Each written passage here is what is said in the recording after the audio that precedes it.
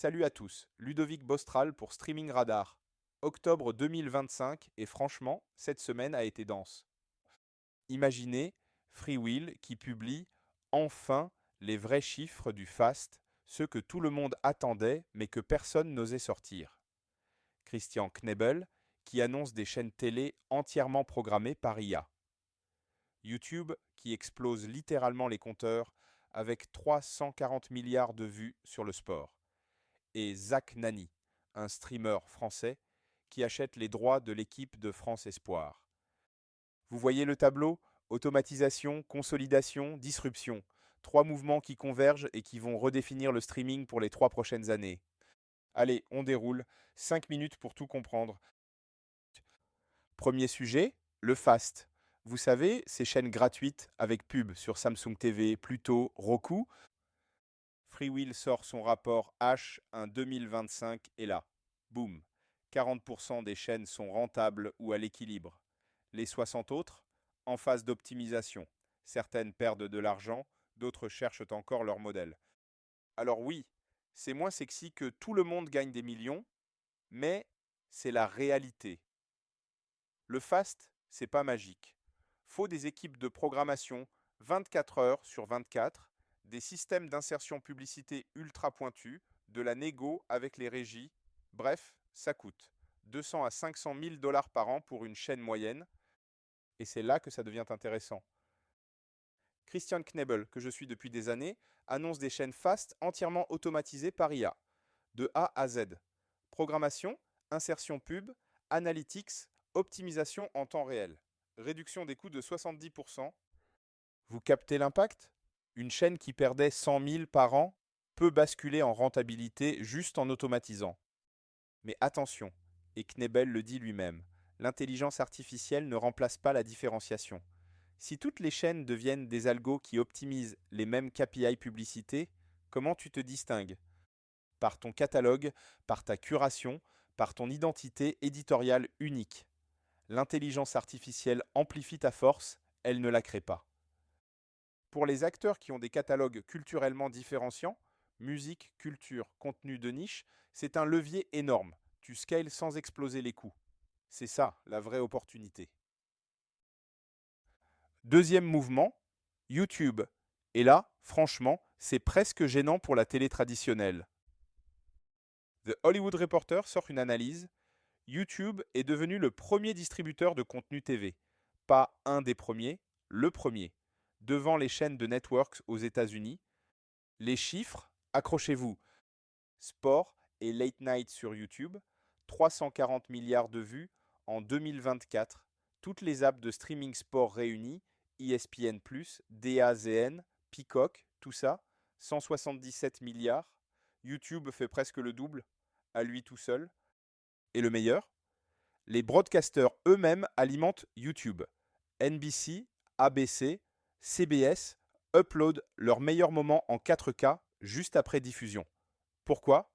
Parce que les 18 à 34 ans ne regardent plus la TV linéaire. Ils regardent les highlights sur YouTube, TikTok, Instagram.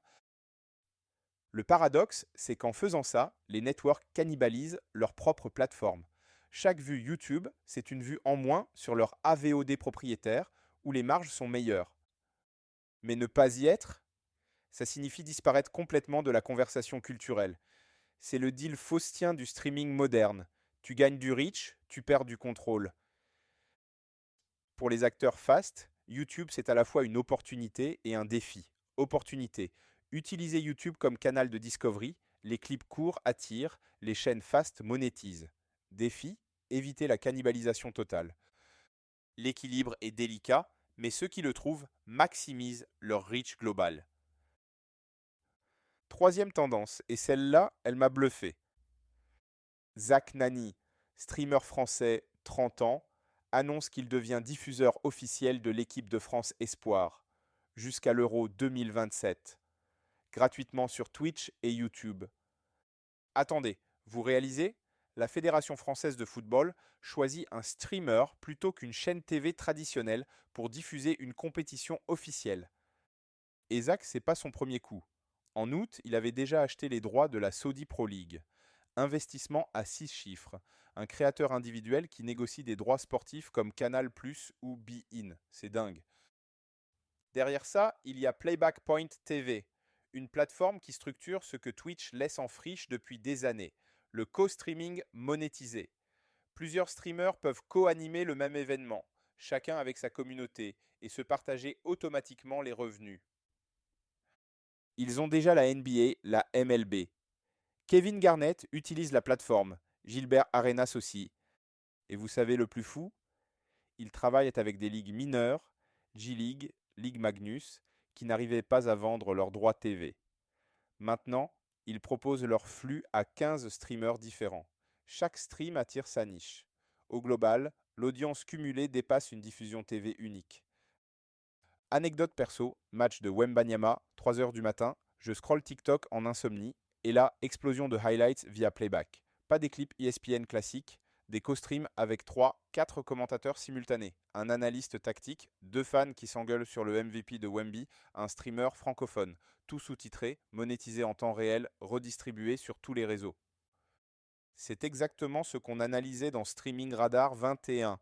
Le co-streaming sportif bouleverse les codes, sauf que maintenant, c'est industriel. Alors qu'est-ce qu'on retient? L'IA industrialise le fast. 70% de réduction de coûts, c'est pas du marketing, c'est une transformation structurelle. YouTube consolide sa domination. 340 milliards de vues sport, c'est un tsunami. Les broadcasters alimentent leur propre disruption. Et les créateurs, Zach Nani, MrBeast, d'autres, deviennent des broadcasters légitimes. Ils achètent des droits sportifs, structurent leur monétisation, construisent des audiences massives. Ma conviction après 25 ans dans l'industrie, ceux qui maîtrisent les deux dimensions, contenu différenciant et infrastructure automatisée, vont gagner. Les pure players monomodèles vont devoir évoluer ou s'allier. Pour les acteurs qui ont des catalogues culturellement uniques, l'automatisation IA, c'est pas une menace, c'est un levier, un accélérateur. Rendez-vous dans 2 semaines pour mesurer comment tout ça évolue. Streaming Radar, c'est fini pour aujourd'hui. Prenez soin de vous et continuez à streamer intelligemment. Salut!